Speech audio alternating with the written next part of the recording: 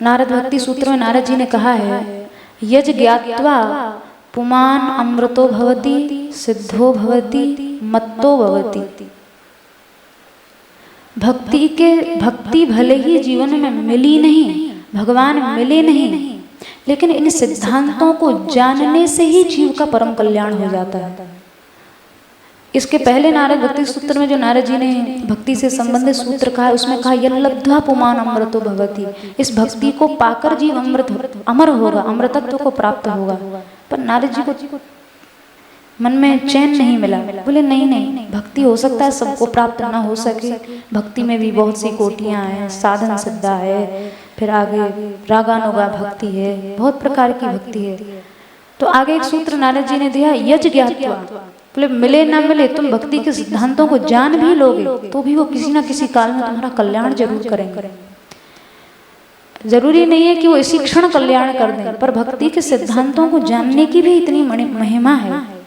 सारा भक्ति का सिद्धांत जानने के ऊपर टिका है। ब्रह्म सूत्र कहता है अथा तो ब्रह्म जिज्ञासा, ब्रह्म को जान लो। पाने की बात नहीं की, जानने की भी नहीं, जानने की इच्छा ही मात्र बना लो तो तुम्हारी मुक्ति होगी। उस कृष्ण तत्व को जानने की इच्छा मात्र से तुम्हारा कल्याण हो जाएगा। प्रायः सिद्धांतों से लोग कतराते हैं, दूर भागना चाहते हैं, लेकिन सिद्धांत भक्ति जगत की नींव है, जिन्हें मानने से तो कल्याण है ही, जिन्हें जानने में भी परम कल्याण है।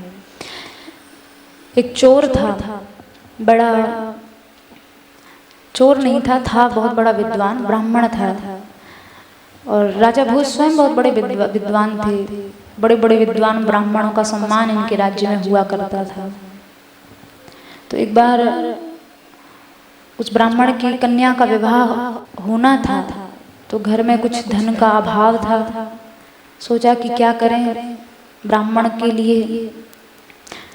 अब अभाव जो है वो कई बार बहुत बड़े बड़े गलत काम करा लेता है, तो उनके मन में हुआ कि चलो चोरी कर लें। बड़े विद्वान ब्राह्मण थे, पर मन में हुआ चोरी कर लें। सोचा कि इधर उधर चोरी करने से क्या फायदा, सीधे राजा के यहाँ डाका डालो, मिले भी तो अच्छा माल मिले, मोटा माल मिले।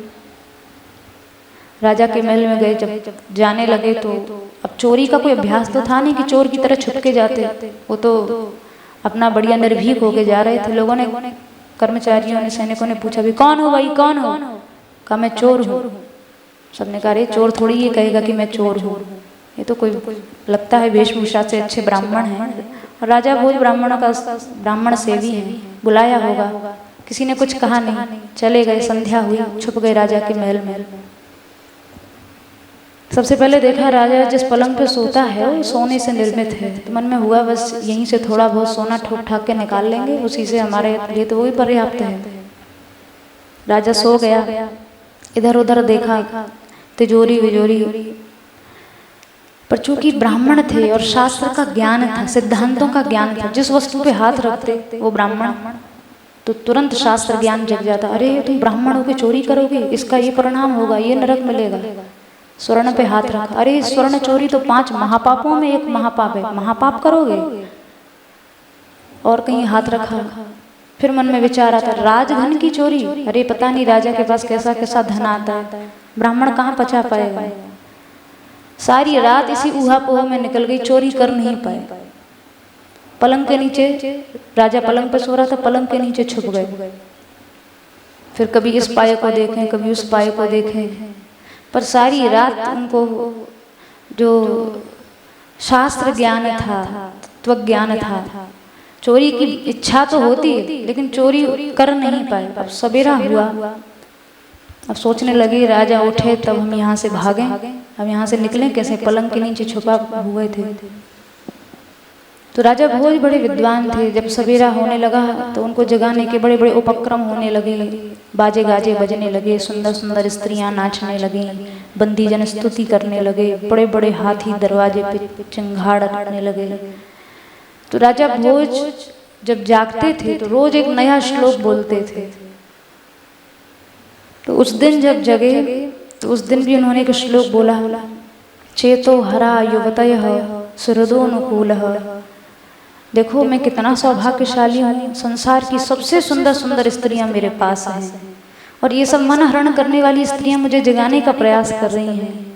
मेरे सुहृद मेरे कितने अनुकूल हैं, मेरे भाई बंधु बांधव ये सब मेरे कितने अनुकूल हैं। मैं जो कह देता हूँ वही मेरी बात मानते हैं। और इतना ही नहीं, बड़े बड़े हाथी मेरे दरवाजे पर झूम रहे हैं, चिंगाड़ रहे हैं, ध्वनि कर रहे हैं, और बड़े बड़े नौकर चाकर बड़ी विनम्रता से मेरे सामने हजारों की संख्या में घूमते रहते हैं। महाराज आदेश करिए, आदेश करिए। मेरे जैसा संसार में सौभाग्यशाली कौन होगा। राजा भोज ने उस दिन ये श्लोक गाया। श्लोक के 3 चरण गा दिए। अब वो जो नीचे पलंग के नीचे ब्राह्मण घुसा था वो बड़ा विद्वान था, ब्राह्मण तो था ही। उसने सोचा कि राजा भोज कितनी नश्वर चीजों पर और अपने आप विभोर हो रहे हैं, जो बिल्कुल बेकाम की चीज है। इनको ये नहीं पता कि ये सारी चीजें जिस शरीर को सुख दे रही हैं, अगले क्षण वो शरीर रहेगा कि नहीं रहेगा, इनको ये तो होश नहीं है। तो चौथा चरण उसने पलंग के नीचे से ही बोला, सम्मीलने नयनयो नहीं किंचित अस्ति। राजन ठीक है, बहुत सुंदर स्त्रियां हैं, बाजा गाजा है, नौकर चाकर हैं, अनुकूल सुहृद जन हैं, बड़े बड़े हाथी घोड़े हैं, लेकिन जिस क्षण तुम्हारी आंखें बंद हो जाएंगी ये उसी क्षण सब शून्य हो जाएगा। अर्थात जिस क्षण तुम मरोगे ये उसी क्षण सब शून्य हो जाएगा। तो चौथा चरण जो था वो नीचे से उस चोर ने बोला, सम्मीलने नयनयो नहीं किंचित अस्ति। आंख बंद होने के बाद ये सब कुछ नहीं रहने वाला है। किन नश्वर चीजों के में तुम विभोर हुए जा रहे हो। तो राजा भोज ने सोचा, आकाशवाणी तो सुनी है, ये पातालवाणी कहाँ से हो रही है, नीचे से कौन बोल रहा है। हल्ला मच गया, कौन है कौन है, पकड़ो चोर को, चोर को पकड़ो। ब्राह्मण थे, निकल गए, बाहर आए, हाथ जोड़ लिया राजा के सामने, महाराज मैं चोर नहीं हूँ, मैं ब्राह्मण हूँ। राजा ने कहा, वो तो तुम्हारी बातों से ही लग रहा है कि तुम चोर नहीं हो, पर ये बताओ कि तुम यहाँ आए क्यों। जब इतना बड़ा सिद्धांत तुम जानते हो तो इस तरह चोरों की तरह छिपकर क्यों यहाँ पलंग के नीचे। विद्वान ब्राह्मण ने कहा, महाराज ऐसी ऐसी घर में परिस्थिति थी, कुछ धन का अभाव था, बेटी का विवाह करना था, कुछ पास में था नहीं, तो सोचा आपके यहाँ चोरी कर लें। लेकिन शास्त्र ज्ञान बार बार झकझोरता रहा, बार बार मन को कचोटता रहा, नहीं ये भी अनुचित है, ये भी नहीं करने योग्य है, ये महापाप है, इसका परिणाम भयंकर होने वाला है। तो इन सब बातों ने सिद्धांत का जो ज्ञान था उसने मेरे को गलत कार्य के प्रति प्रवृत्त होने नहीं दिया। चाहता तो था पर प्रवृत्त मुझको होने नहीं दिया। राजा बहुत प्रसन्न हो गया, बहुत उसको माल दिया, धन दिया, उसने सुखपूर्वक विवाह किया। कहने का तात्पर्य यह है कि सारा भक्ति जगत जानने पे ही टिका हुआ है। भक्ति की प्राप्ति, भगवत तत्व का साक्षात्कार, ये सब आगे की बात है।